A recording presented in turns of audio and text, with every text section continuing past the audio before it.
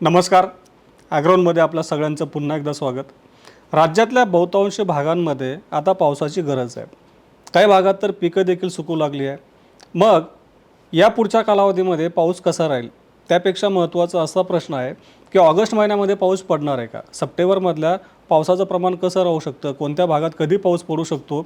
या सगळ्या प्रश्नांची उत्तरं आज आपण जाणून घेणार आहोत. आणि आज आपल्यासोबत आहेत हवामान विभागाचे निवृत्त शास्त्रज्ञ माणिकराव खुळे सर. सर, आपलं स्वागत आहे ॲग्रोनमध्ये. सर, पहिला प्रश्न शेतकऱ्यांचा हाच आहे की पुढच्या 4-5 दिवसांमध्ये पाऊस पडणार आहे का? खरं मागं पण मी बोललो, माझ्या एका मेसेजमध्ये सांगितलं होतं की ऑगस्ट महिन्यामध्ये साधारण शेवटच्या आठवड्यामध्ये म्हणजे 4 सप्टेंबर गोकुळाष्टमीपर्यंत फक्त विदर्भ आणि कोकणात चांगला पाऊस आहे. बरं. आणि मध्य महाराष्ट्रातल्या काही जिल्ह्यांमध्ये हलका म्हणजे तुरळक ठिकाणी किरकोळ पाऊस आहे. त्या पद्धतीने हा मेसेज मला वाटतं साधारण 20-21 तारखेला मी दिला होता आणि त्या पद्धतीचं वातावरण राहिलेलं आहे. बऱ्यापैकी चांगला पाऊस विदर्भाच्या पूर्व विदर्भामध्ये की ज्याच्यामध्ये गोंदिया, गडचिरोली, नागपूर या जिल्ह्यामध्ये बरा पाऊस झाला. अमरावतीमध्ये थोडा पाऊस झालेला आहे. आणि मराठवाड्यामध्ये मात्र पावसाचं प्रमाण सांगितल्याप्रमाणे कमीच आहे. म्हणजे तुमचा प्रश्न आहे ऑगस्टमध्ये पाऊस आहे, पावसाचं वितरण असमान आहे.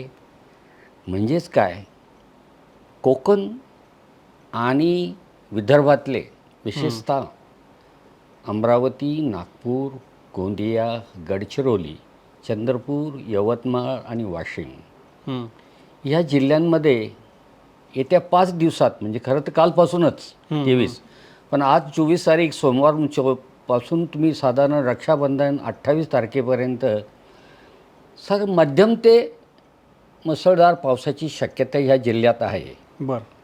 जाता जाता हे सांगेल की ह्या जिल्ह्यामध्ये जवळ हे 7 जिल्हे आहेत. या 7 जिल्ह्यांमध्ये अति जोरदार किंवा जोरदार पाऊस नाही आहे की जो पिकांमधून पाणी बाहेर काढेल. या भागातल्या विशेषतः सोयाबीन आणि या कपाशी पिकांना थोडंफार जीवदान मिळेल अशा पद्धतीचा पाऊस पूर्व विदर्भातील 7 जिल्ह्यात आहे. कोकणात पाऊस पहिल्यापासून चांगला आहे.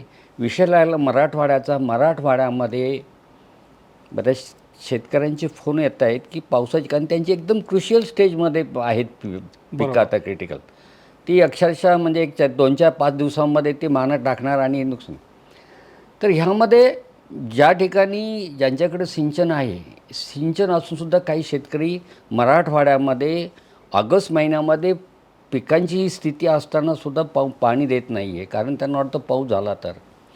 तर या निमित्तानं मी हेच सांगेल की ऑगस्टमध्ये मराठवाड्यात पावसाचं प्रमाण कमीच आहे. फक्त आता येते 3 दिवस 25, 26, 27 किंवा 24, 25, 26 या 3 दिवसामध्ये मराठवाड्यातील समजा धाराशिव, लातूर, परभणी, हिंगोली, नांदेड या जिल्ह्यांमध्ये थोडंफार किरकोळ हलक्या स्वरूपाचा पावसाची शक्यता आहे. बरं. म्हणून त्यातून फार पाणी जमिनीतून होईल असं काही, जसं श्रावण पाळ्याटे अशा प्रकारचा पाऊस आहे. त्यामध्ये संभाजीनगर आणि उत्तर जालना यामध्ये दक्षिण मराठवाड्यापेक्षा बऱ्यापैकी पाऊस झाला आहे. त्याच्यामध्येही या दिवसामध्ये पावसाची शक्यता आहे. बरं. म्हणजे पिकं आज जीवदान ह्या शब्दाखाली तुम्हाला सांगतो, ह्या जिल्ह्यामध्ये जमिनीच्या पोतानुसार आणि ज्यांनी इरिगेशन अगोदर दिलेलं आहे अशा पिकांनाच थोडं जीवदान मिळण्याची शक्यता आहे. आणि ह्या निमित्तानं ऑगस्ट महिन्यातल्या 10 दिवसातल्या पावसाची माहिती सांगताना मी हेच सांगेल, ज्या शेतकऱ्यांकडे पाणी आहे त्यांनी ऑलरेडी सिंचन चालू करावं. बरं. ज्यांनी ऑलरेडी सिंचन चालू केलेलं आहे 8 दिवसापूर्वी, त्यांची भाजीपाल्याची, मका, ऊस ही सगळी पिकं चांगली आहेत, सोयाबीन सहित. तर मराठवाड्यामध्ये अतिजोरदार पाऊस नाही आहे. येत्या 3 दिवसामध्ये श्रावण पाळ्याटे पावसाची जी जिल्ह्याची नाव घातली या ठिकाणी आहे. आणि मध्य महाराष्ट्रात सुद्धा जळगावमध्ये जळगाव या ठिकाणी पाऊस बऱ्यापैकी राहील आणि तो मध्य प्रदेशमधून येणारा पाऊस आहे. अच्छा.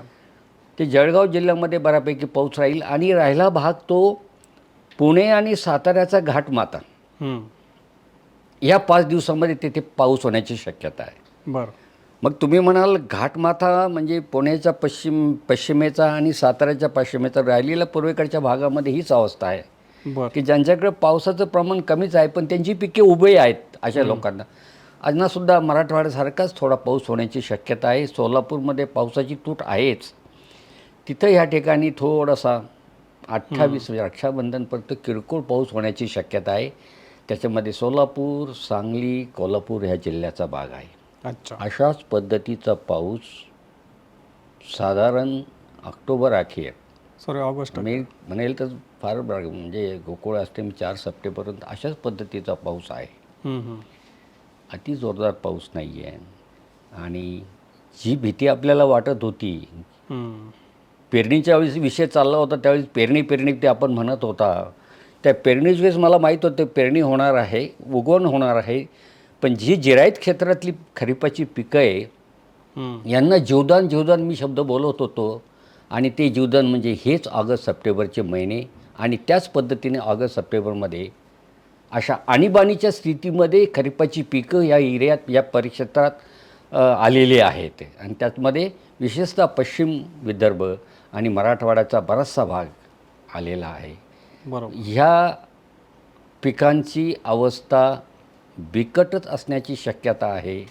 निदान तरी गोकुळाष्टमीपर्यंत असं मला वाटतं आहे 4 सप्टेंबरपर्यंत. तिथून पुढे सप्टेंबरच्या पावसाळ्यानंतर बोलूया आपण. बरोबर. आणि बाकी मध्य महाराष्ट्राला ज्यांनी सिंचन केलेलं आहे सिंचनाखाली त्यांची पिकं बरी आहेत. अशाच पद्धतीचा पाऊस ऑगस्ट अखेर आहे. बरोबर. आता सर तुम्ही काही जिल्ह्यांमध्ये कमी अधिक पावसाचा अंदाज सांगितला. आता जेव्हा एखादा शेतकरी समजा एखादा लातूरमधला शेतकरी आहे की माझ्या जिल्ह्यामध्ये सरांनी कमी अधिक पावसाचं प्रमाण सांगितलं तर हा पाऊस जिल्हाभर कसा राहू शकतो? म्हणजे या दिवसांमध्ये किंवा अशा परिस्थितीमध्ये जो पाऊस पडतो म्हणजे किरकोळ किंवा म्हणजे एकदम मध्यम स्वरूपाचा असेल तर तो सर्वदूर पडत असतो की काही ठिकाणी अशा पॉकेट्समध्ये पडतो? कारण ऑगस्टमध्ये विशेषतः आपल्याला दिसून येतं. तर तुम्ही जो अंदाज दिला आहे तर तो पण अशाच स्वरूपाचा राहू शकतो? हां, आता बरोबर तुमचा प्रश्न जसं तुम्ही एक लातूर जिल्ह्याचं उदाहरण म्हणून मला विचारलेलं आहे. कारण ऑगस्ट महिन्याचं मी आतलं सांगितलं पण ऑगस्ट महिन्याच्या ज्या पद्धतीने तुम्ही प्रश्न त्या निमित्तानं मला एक सांगावंसं वाटतं. एल निनो 2026चा मान्सून पाऊस कमी हे सगळं असताना ऑगस्ट महिन्यामध्ये वर्षानुवर्षे सरासरी नियमाप्रमाणे ऑगस्ट महिन्यात पावसाचा खंड असतो. पावसाचा खंड असताना काय कसोट्या हव्या असतात ते आम्हाला माहिती आहेत. पण 2026च्या एल निनोच्या मान्सूनमध्ये ऑगस्ट महिन्यात आज 24 तारीख आहे, राहिले 5-6 दिवस आहेत, पावसाचा खंड अद्याप आलेला नाही. जो पाऊस पडतोय पावसाचा खंड असता तर अजून भयानक परिस्थिती असती. पण पावसाचा खंड नाही आहे. आता तुम्ही एक सॅम्पल लातूर जिल्ह्याचं मला सांगितलं आणि पावसाचं हे कसं असेल असा प्रश्न तुम्ही विचारला. वितरण कसं असेल जिल्ह्याने? हां, वितरण कसं असेल जिल्ह्यात? पहिली गोष्ट पाऊस हा सरासरीपेक्षा कमीच आहे. एक तर ऑगस्ट महिन्यामध्ये पावसाचं प्रमाण कमी. त्यात मराठवाड्यात जर म्हटला तर तुम्ही जर विचार केला मराठवाड्यामध्ये साधारण किती पाऊस होतो? 5 ते 8 दिवसाचा सप्टेंबर महिन्यात पाऊस असतो. म्हणजे रेनी डेज समजलं का? हां, त्याच्यामध्ये ह्यावर्षी तुमच्या एल निनोमध्ये सरासरीपेक्षा पाऊस कमी. मराठवाड्याचं उदाहरण घेतलं आहे. मग किती पावसाची अपेक्षा करू शकणार तुम्ही? असं म्हणूया की मी साधारण 6 दिवस जरी म्हटले की 3 ते 4 दिवस पाऊस होणार आहे का असं बोलण्यापर्यंत स्टॅटिस्टिक्स सांगितलं मी तुम्हाला. आणि ज्या जिल्ह्यामध्ये जसं तुम्ही सांगितलं असमान वितरण आहे याच्यामध्ये तर मराठवाड्याच्या बाबतीमध्ये हीच अवस्था आहे. आणि हे जरी मी जिल्हे सांगितले तुम्हाला नांदेड, परभणी, हिंगोली किंवा ज्यामध्ये तूट आहेत, लातूरसारखा जिल्हा आहे, सोलापूर, धाराशिवसारखे जिल्हे आहेत, ह्याही पावसामध्ये जो पाऊस होणार आहे तो साधारण तेलंगणामधला पावसाचा प्रेरित परिणाम असणार आहे. मूळ महाराष्ट्रातला आता अरबी समुद्रातल्या पावसाचं प्रमाण 30 ऑगस्ट नंतर कमीच होणार आहे. त्याच्यानंतर परतीचा पावसाची लक्षणे दिसू लागतात. बरोबर आहे. म्हणजे जरी काही असलं आणि जरी पाऊस हा सरासरीपेक्षा अधिक नाही, पावसाची तूट ही राहणारच आहे. आज जर समजा 24 असले पण 19 ऑगस्टपर्यंत जर डेटा पाहिला 1 ऑगस्टपासून तर 19 ऑगस्ट म्हणजे संपूर्ण जून, जुलै, ऑगस्टचे 19 दिवस पाहिले तर मराठवाडा आणि विदर्भात जवळजवळ पावसाची तूट हे 20 ते 22% आहेत. म्हणजे पाऊस साधारण 80-82% 78-80% झालेला आहे. बरोबर. आणि पुन्हा सप्टेंबर महिन्यात तूट आहेच. म्हणजे ही राहिलेली 20% तूट आणि सप्टेंबरमध्ये पण तूट आहेच. म्हणजे त्यामुळं बऱ्यापैकी आपल्याला अंदाज येतो की सप्टेंबरमध्ये सरासरीपेक्षा पाऊस कमी होण्याची शक्यता आहे. फक्त पावसाचं स्वरूप मात्र थोडंफार बदलतं. आणि विशेषतः कोकणामध्ये पहिल्यापासून चांगला पाऊस होत आलेला आहे. बरोबर. म्हणून कोकणाचं ह्या वर्षीचं फक्त त्याला सिंधुदुर्ग जिल्हा मात्र अपवादात्मक आहे की तिथं अजून सरासरी इतका पाऊस नाही आहे. आता झाला आहे थोडा. आता सरासरी इतका आणि सरासरीपेक्षा अधिक आणि याच्यामध्ये सुद्धा फार स्टॅटिस्टिक्स आहे. पण एक जातात एक वाक्य सांगतो.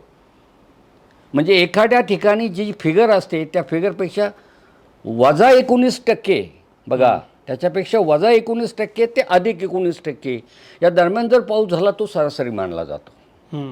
आता मी म्हणतोय मराठवाडा आणि विदर्भामध्ये सरासरीच्या पेक्षा कमी पाऊस आहे, पण कोकण आणि मध्य महाराष्ट्रात सरासरी इतका पाऊस आहे. कारण का मध्य महाराष्ट्रामध्ये 10% पाऊस आहे, म्हणजे सरासरीपेक्षा अधिक आहे. आणि कोकणामध्ये असंच काहीतरी 10 का 15, कोकणामध्ये ते उलट तूट थोडी आहे पण ती -15 आहे. की अजून जर -4% असते तर कदाचित तो सुद्धा कोकणातला पाऊससुद्धा कदाचित सरासरीपेक्षा खाली म्हणजे लाल रेषेत गेला, लाल रंगात गेला असता. मग असं का कोकणामध्ये एवढं पाऊससुद्धा, कोकणात पावसाची तूट फक्त सरासरी इतका? कारण कोकणातली सरासरीच अगोदर भरपूर असते. पण कोकणातलं जो पावसाचं वितरण ठीक राहिल्यामुळं शेतीच्या बाबतीमध्ये तिथं जास्त आरडाओरड नाही आहे. जास्त आरडाओरड फक्त मराठवाड्यात आहे, मध्य महाराष्ट्रातल्या काही जिल्ह्यात, विशेषतः पर्जन्य छायाच्या प्रदेशाच्या पूर्वेकडच्या भागात हा प्रकार आहे. त्यामुळं ऑगस्ट महिन्यामध्ये 24 तारखेपर्यंत लोकांनी पाहिलं 1 ऑगस्ट ते काय अवस्था आहे. आता ऑगस्ट महिन्याचे थोडे दिवस राहिले. मग आता सप्टेंबरमध्ये काय नवीन फार आशादायक, म्हणजे असं काही चमत्कार घडणार आहे का सप्टेंबरमध्ये की आपल्या पिकांना फायदा होणार आहे आणि त्याच्यानंतर आपलं रब्बीचा पुढच्या हंगामाचं काही नियोजन करता येईल? अशा दृष्टीने साहजिकच शेतकऱ्यांच्या मनात येणारा प्रश्न अगदी महत्त्वाचा आहे.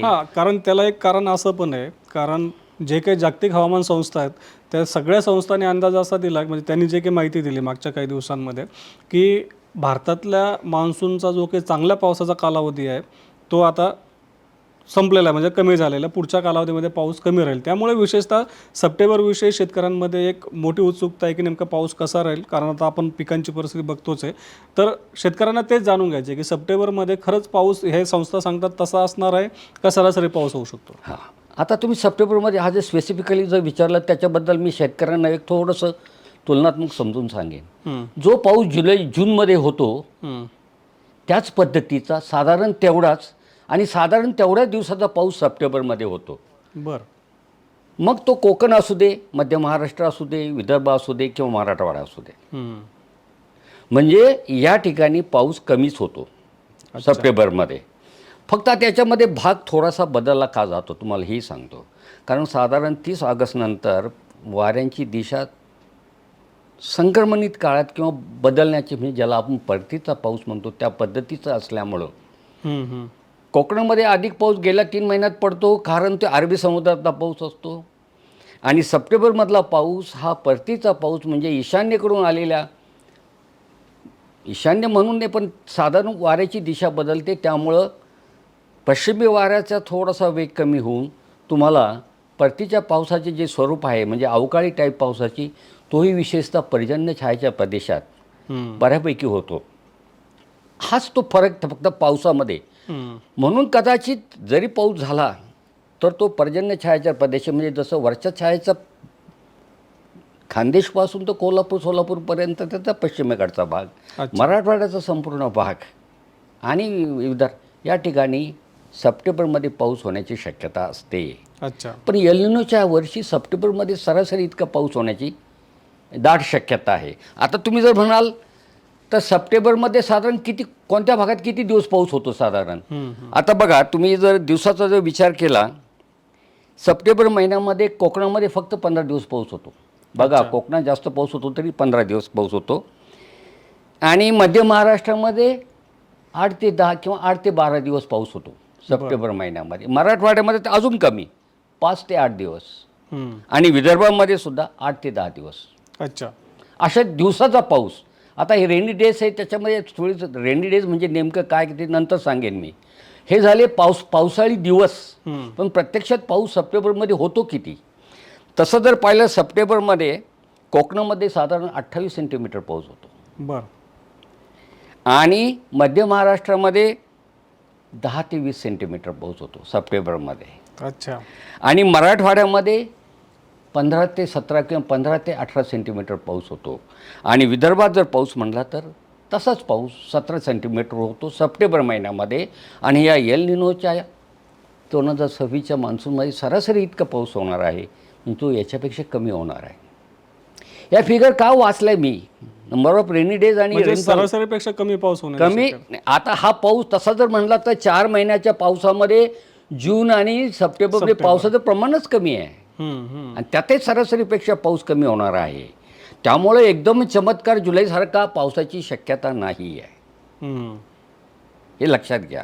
त्यामुळं जो आतापर्यंत ज्यांनी पिकं जगवली साफशी म्हणजे जीवनदान देणारीच पिकं आहे. कमीत कमी 15 सप्टेंबर तरीपर्यंत चांगला पाऊस व्हायला पाहिजे की जेणेकरून ह्या खरीपाच्या पिकांना जीवदान मिळेल. त्यापुढे नंतर दाणा भरणे किंवा पीक परतणे असा प्रकार चालू होतो. त्यामुळे त्यावेळेस पाऊस होऊनही उपयोग नाही. म्हणून 15 सप्टेंबरपर्यंत पाऊस होणं गरजेचं आहे. यावर्षी 2026चं मान्सून आहे. परतीच्या पावसाची शक्यता आहे, पण पावसाचं प्रमाण कमी आहे. अति जोरदार आणि जमिनीतून पाणी वाहील असा पावसाची शक्यता नाही आहे. जीवदान मिळण्या इतका पावसाची आहे. जी पिकं ऑलरेडी सिंचनाखाली होती, 1-2 सिंचनं ज्यांनी घेतली अशीच या ठिकाणी पाऊस होण्याची शक्यता आहे. विशेषतः पुणे आणि नाशिक जिल्हा या ठिकाणी सरासरीपेक्षा अधिक पाऊस झालेला आहे या जिल्ह्यातली. आणि त्याच्या लगत असलेला समजा संभाजीनगर, मग त्याच्यामध्ये फार विरोधाभास आहे. संभाजीनगरमधल्या काही तालुक्यांमध्ये चांगली पिकं आहेत, काही तालुक्यांमध्ये पिकांना बाधित झालेली आहे पाण्याअभावी. अशा पद्धतीचं वातावरण आहे. सातारा जिल्ह्यामध्ये घाट आणि घाटाच्या खाली बरी पिकं आहेत. दुष्काळी भागात पावसाचं प्रमाण कमी. सोलापूर जिल्ह्यात जून महिन्यापासूनही पावसाची तूट आहे, समजलं का? आणि सांगली आणि कोल्हापूर यामध्ये पावसाचं प्रमाण जेमतेम आहे. बाकी जर पाहिलं आपण धाराशिव, बीड किंवा तुम्ही परभणीसुद्धा आतापर्यंत ठीक होतं, पण याच्यानंतर लातूर पावसाचं प्रमाण कमीच आहे. मराठवाड्यामध्ये तुम्हाला कदाचित एक आठवत असेल की साधारण 31 मेच्या दरम्यान आपण म्हणालो तो मराठवाड्याच्या काही भागामध्ये या 4 महिन्यात चांगला पाऊस होण्याची शक्यता आहे. बरोबर? मला असं वाटतं, मला आठवतं चांगलं. बरोबर. मग कुठे गेलं ते चांगल्या पावसाचे? आता 3 महिन्याजवळ पावसाचं प्रमाण कमीच आहे. म्हणूनच कदाचित सप्टेंबर महिन्यामध्ये काय चमत्कार घडतो आणि परतीचा पाऊस जर मराठवाड्यात झाला तर ते जीवदान होण्याची शक्यता आहे. आणि परतीचा पाऊस विशेषतः महाराष्ट्रामध्ये, माझं तर वैयक्तिक शेतकरी नातं 10 ते 25 किंवा 10 ते 20 सप्टेंबर दरम्यान या 10-12 दिवसात पाऊस होण्याची शक्यता अधिक असते. त्याच दरम्यान सिस्टम्स तयार होतात.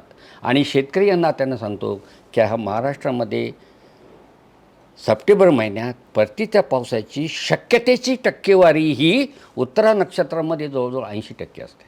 बरं. म्हणजे तो पाऊस 80% होतोच, तो त्याची शक्यता 80%. मग आपण ह्या जरी पावसाची शक्यता म्हणली तर 10 सप्टेंबरनंतर ते 20 सप्टेंबरपर्यंत आपण अपेक्षा करूया. फार झालं तर 1-2-4 दिवस पुढं 25-27 सप्टेंबरपर्यंत या पावसाची अपेक्षा करूया. त्यानंतर पुढं काय ते बोलता येईल. मला वाटतं ह्याच पद्धतीने ह्या विषयावर बोलता येईल. बरं. आता सर तुम्ही सांगता की सप्टेंबर महिन्यामध्ये सरासरीपेक्षा कमी पावसाचे अंदाज आहे. दुसरीकडं काही जागतिक संस्थांनी असं म्हटलं होतं की आयोडी धन होऊ शकतो सप्टेंबरमध्ये. हवामान विभाग सांगतं की नाही तटस्थच राहू शकतो. आता या गोंधळामध्ये बऱ्यापैकी शेतकरी दिसतात. आधी काय होतं की IOD, MJO हे सगळे शब्द आम्हाला माहीत नव्हते शेतकऱ्यांना. आता ते शब्द सगळे सतत कानावर पडतात की जर IOD धन झाला तर आमच्याकडे चांगला पाऊस होऊ शकतो. एल निनोच्या वर्षात देखील चांगला पाऊस होतो IOD जर धन असेल तर. मग नेमकं खरंच सप्टेंबर महिन्यामध्ये IOD धन होऊ शकतो का? एखादी वेगळी सिस्टम जर तयार झाली की जसं आपल्याला जुलैच्या शेवटच्या आठवड्यात पाहायला मिळालं होतं, असं एखादी शक्यता तरी जाणवते का सप्टेंबरमध्ये? जुलैमध्ये जो पाऊस झाला की जो अनपेक्षित होता तो हा वेगळा विषय. आपण तो वेगळ्या प्रश्नामध्ये त्याचं उत्तर मी नक्कीच सांगेन. तुम्ही जो प्रश्न विचारला धन IODबद्दल की बाकीच्या काही जागतिक देशाच्या संघटना सांगतायत की धन IOD होणार आहेत, पण भारतीय हवामान खातं पहिल्यापासून सांगते की संपूर्ण 4 महिन्यामध्ये IOD हा तटस्थ राहणार. आता याच्यामध्ये तुम्ही त्या परदेशी संस्थांना दुय्यम समजतात का, असं काही आहे का की ज्यांना नाही ते काही सांगतात असं? खरं तर आपल्या मराठी भाषेत मी असं सांगेन, प्रत्येक याची एक स्किल असते, एक त्याची एक्सपर्टाईज असते. कोणत्या देशाच्या हवामान संघटनेची काय एक्सपर्टाईज आहे त्याच्यामध्ये, ह्या लोकांनी सांगितलेला सप्टेंबर महिन्यात आयोडी धन होण्याचा कितपत विश्वास ठेवायचा, ज्यांना एक्सपर्टाईज माहिती तेच लोक या गोष्टीवर विश्वास ठेवतात. शेतकऱ्यांनापर्यंत हे खालच्या गोष्टी माहीत नाही. म्हणून धन आयोडी सप्टेंबर महिन्यात होण्याची शक्यता नाही. हे आज मी पुन्हा चौथ्यांदा रिपीटेडली तेच सांगेल की आयोडी हा धन होण्याची शक्यता नाही आहे. बरं, आता प्रश्न मी झाला, सांगितलं मी धन आयोडी होणार नाही आहे, म्हणजे तटस्थच राहणार आहे. आता मला शेतकऱ्यांना सांगायचं आहे की ज्यांना आता हे सगळ्या प्रणाली कळतात त्यांनी ह्या निमित्तानं समजूनच घ्यावं आणि 2026च्या मान्सूनच्या बाबतीत समजूनच घ्यावं, आयोडी जरी धन झाला म्हणजे पावसामध्ये एकाकी खूप बदल होणार आहे. ही जी चुकीची संकल्पना त्यांच्या डोक्यात असेल त्यांनी ती धुवून टाकावी. जरी आयोडी धन झाला म्हणजे खूप जोराचा पाऊस होणार आहे का, एकदम चमत्कार होणार आहे, मुळीच नाही. हे मी सांगतो तुम्हाला की आयोडी जरी धन झाला म्हणून सप्टेंबरमध्ये तुटीचा पाऊस सांगितलेल्या अंदाजामध्ये लगेच सरासरीपेक्षा अत्याधिक पाऊस होण्याची शक्यता आहे का? नाही. स्पष्टपणे मी जे सांगतो हे नोंद करून ठेवा. वाटलं तर पुन्हा तुम्हाला 1 ऑक्टोबरनंतर माझ्याशी बोला. जरी समजा आयोडी धन झाला, एवढा काय फरक पडणार आहे? बरं, ते कशामुळं? धन आयोडी जरी झाला, आयोडीच्या याच्यामध्ये तुम्हाला हा जो परिणाम असतो अरबी समुद्र आणि बंगालच्या उपसागरामध्ये, की ज्याला म्हणतात आयोडी हा भारत देशासाठी तो एक लानिना असल्यासारखाच आहे.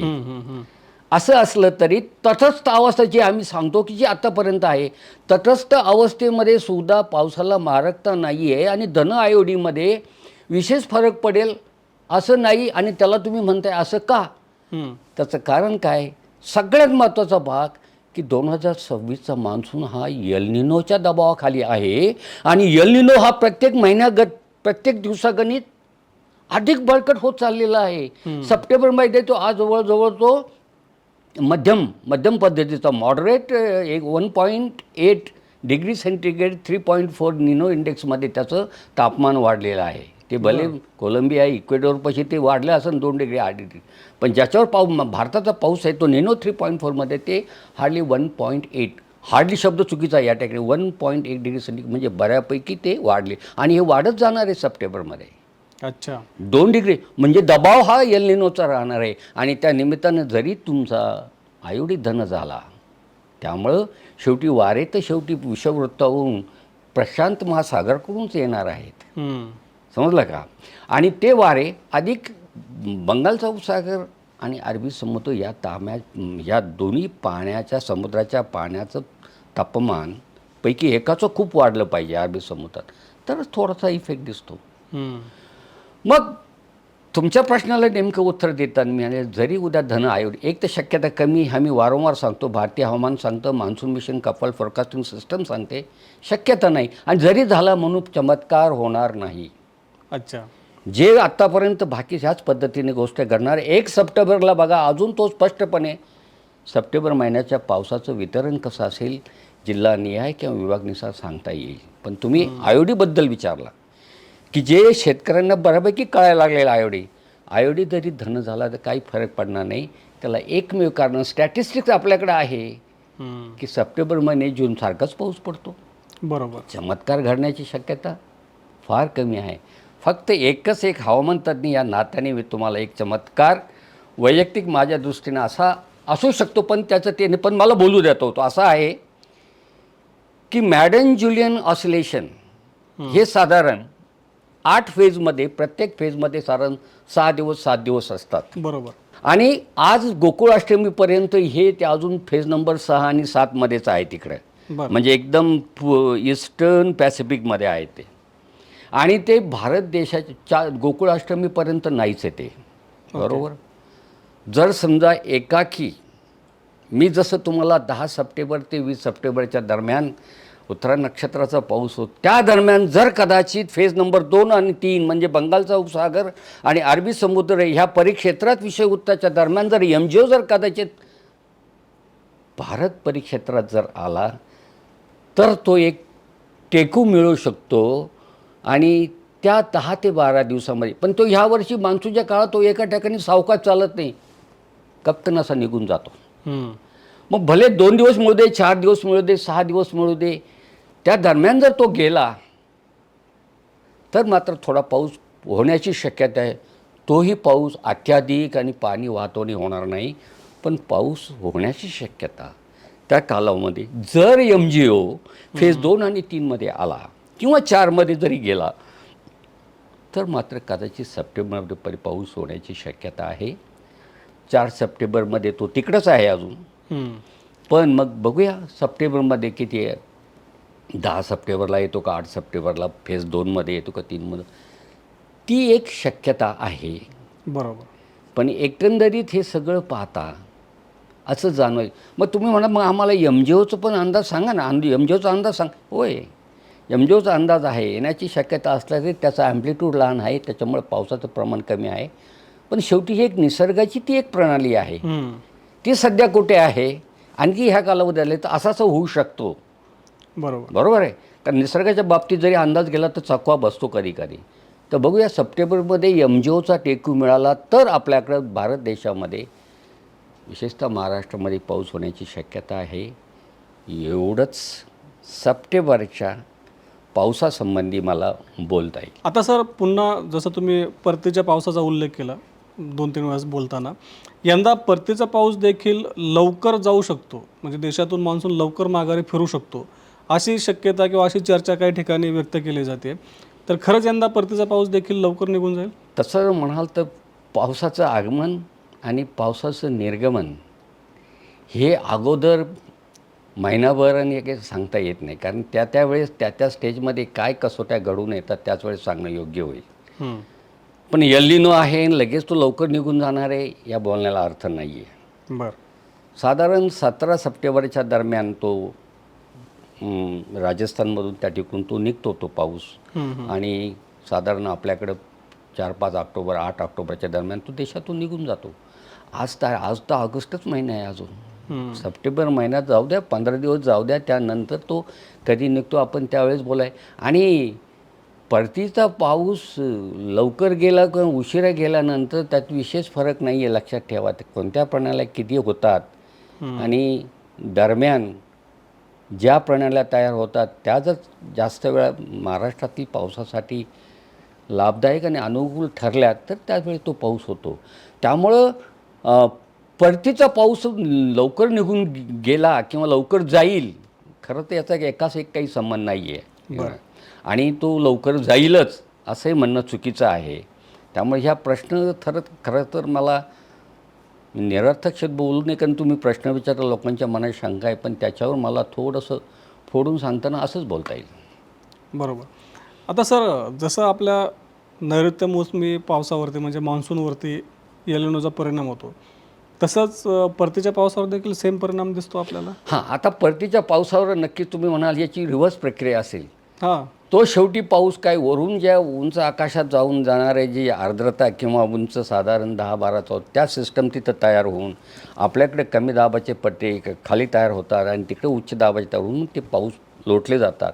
आर्द्रता शेवटी इकडचीच असते, लक्षात घ्या, समुद्रावरचीच आर्द्रता असते, फक्त वाऱ्याची दिशा बदलते, समजलं का. आणि कधीकधी पश्चिमी प्रक्षोभ हा जर दक्षिणेच्या लॅटिट्यूड मध्य प्रदेशपर्यंत आला तर कदाचित आपल्याकडे त्या दरम्यान परतीच्या पावसाला मदत मिळते आणि मग तो पाऊस आपल्याकडे होतो.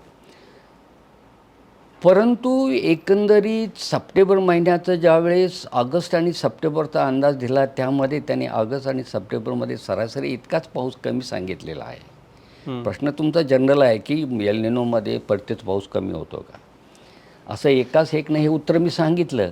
पण परतीचा पाऊस सप्टेंबरमध्ये, आता सप्टेंबरमध्ये एकंदरीत मान्सूनचाच कालावधी असला तरी पावसाचं प्रमाण सरासरी कमी असल्याची शक्यता आहे.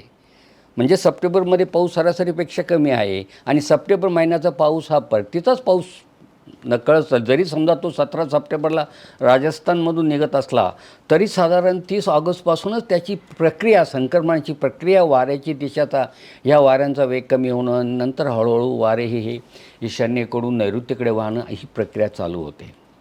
आणि जर समजा सप्टेंबरमध्ये तुमचं पावसाचं प्रमाण कमी आहे म्हणजेच नकळत या वर्षीसुद्धा परतीच्या पावसावर एल निनोचा इफेक्ट आहे, असाच त्याचा अर्थ, असा त्याचा एकाच एक अर्थ घेऊन आपल्याला बोलता येईल. अगदी बरोबर. म्हणजे परतीचा पाऊस फार काही चमत्कार करेल अशी शक्यता नाही आहे. फक्त जो काही थोडाफार पाऊस होणार आहे, भले सरासरीपैकी, पण तो वर्षाछायाच्या प्रदेशामध्ये त्याचा परिणाम अधिक राहील. बघूया मराठवाड्यामध्ये आणि मध्य महाराष्ट्रातील पूर्वेकडच्या भागात तो पाऊस किती होतो ते बघूया. बरोबर. आता सर, शेवटचा प्रश्न. तुम्ही सुरुवातीला जेव्हा आपण मान्सून हंगाम चालू होणार होता किंवा मध्यंतरी आपण जूनच्या पहिल्या आठवड्यात किंवा जूनच्या शेवटी आणि जुलैच्या मध्ये तुम्ही सांगितलं होतं की पाऊस असेल तरच पेरणी करावा, याचा फायदा शेतकऱ्यांना झालेलाच आहे. आताची परिस्थिती तुम्हाला माहिती आहे की महाराष्ट्रभरामध्ये काय, तुम्ही ते सांगितले देखील. तर अशा परिस्थितीमध्ये तुम्ही शेतकऱ्यांना काय आवाहन कराल? सगळ्यात महत्त्वाचं आव्हान आहे, बरेच शेतकरी अशी द्विधा मनस्थितीत आज पाणी आहे. 2026चा मान्सून हा एल निनोचा असला तरी याचं एक ठळक वैशिष्ट्य आहे. तुमच्या प्रश्नाचं उत्तर मी देणार आहे, त्याच्या अगोदर 2 वाक्य मला बोलू द्या. की 2026च्या एल निनोचा मान्सून कमी असतानासुद्धा जुलैमध्ये सरासरीपेक्षा पाऊस कमी असतानासुद्धा एकाकी जुलैमध्ये खूप पाऊस झालेला आहे.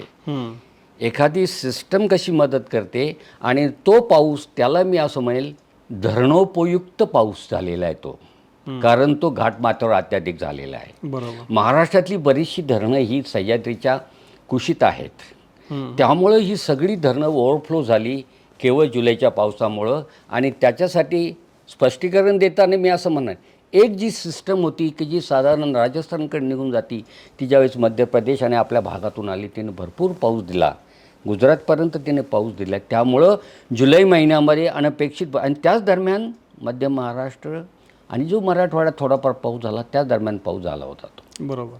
बरोबर. हे 2026च्या मान्सूनचं. आता तुमचा प्रश्न काय होता, आता मला तुम्ही जो विचारला तो की शेतकऱ्यांनी आता काय आव्हान कराल. आता मला ह्या निमित्तानं हे सांगायचं आहे की मी धरणं का म्हणालो, धरणं भरली म्हणजे काहींची नद्या वाहतात, काहींचे बऱ्यापैकी कॅनल त्यांनी पूर पाणी घेतलेलं आहे, त्यांनी काय म्हणतात त्याला, ते थोडेफार तलाव बंधारे भरून घेतलेले आहेत. पाण्याची दुष्काळी 2026च्या मान्सून काळात लोकांकडे पाणी आहे, परंतु लोकांना आव्हान करताना मी असं सांगेल, त्यांच्याकडे पाणी आहे पण त्यांना नेमकं कळत नाही. मी पाणी जर भरलं आत्ता आणि पाऊस झाला तर, म्हणजे पिकं उबळणे शब्द आहे म्हणजे शेतकऱ्यांचं, विशेषतः सोयाबीनसारखी पिकं किंवा भाजीपाल्याची काही पिकं खराब होण्याची शक्यता असते. बाकी मका, ऊसा यांना काही फरक पडत नाही आहे. तर मी असं म्हणेल, पावसाचं प्रमाण कमी आहे. जरी तुम्हाला मी गोकुळाष्टमीपर्यंत पावसाचं प्रमाण सांगितलं किंवा 28 रक्षाबंधनापर्यंत पाऊस झालं, थांबवू नका, सिंचन अवश्य करा. अच्छा. तो अत्याधिक पाऊस नाहीच आहे. म्हणजे आव्हान करताना एव्हा सांगेल, खरं तर याच्या अगोदरच सिंचन करायला सुरुवात करायला हवी होती. ज्यांच्याकडे क्षेत्र जास्त आहे त्यांना ते कव्हर करता अवघड होणार आहे. त्यामुळे ज्यांच्याकडे पाणी आहे अवश्य पाणी द्यावं, पावसाची भीती बाळगू नये, एवढंच मी आवाहन करेन. आणि जसं खरीपाच्या बाबतीमध्ये तुम्हाला पेरणीच्या दरम्यान जसा मेसेज दिला, तसं रब्बीच्या बाबतीत संपूर्ण सप्टेंबर महिना जाऊ द्या. सप्टेंबर महिन्याची काय स्थिती असेल त्यानंतरच रब्बीचा निर्णय घ्या. तर रब्बीच्या बाबतीत मी तर दिल्ली तो बहुत दूर आहे, अजून ती ऑगस्ट जाऊ द्या, सप्टेंबर जाऊ द्या, पाऊस किती त्याच्यानंतर रब्बीचं बोलता येईल.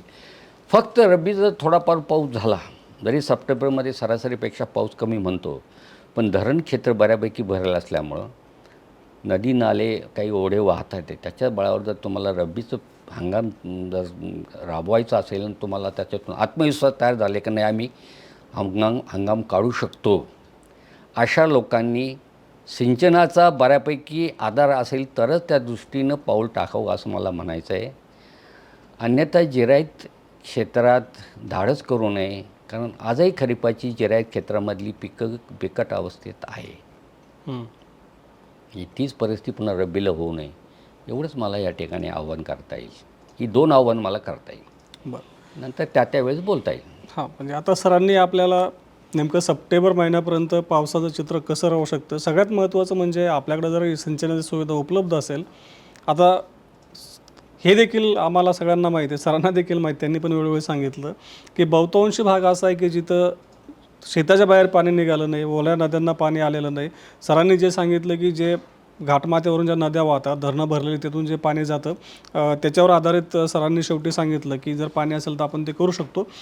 तरी सरांनी आपल्याला सप्टेंबरपर्यंत बऱ्यापैकी एक स्पष्टीकरण दिलं की नेमका पाऊस कसा राहू शकतो.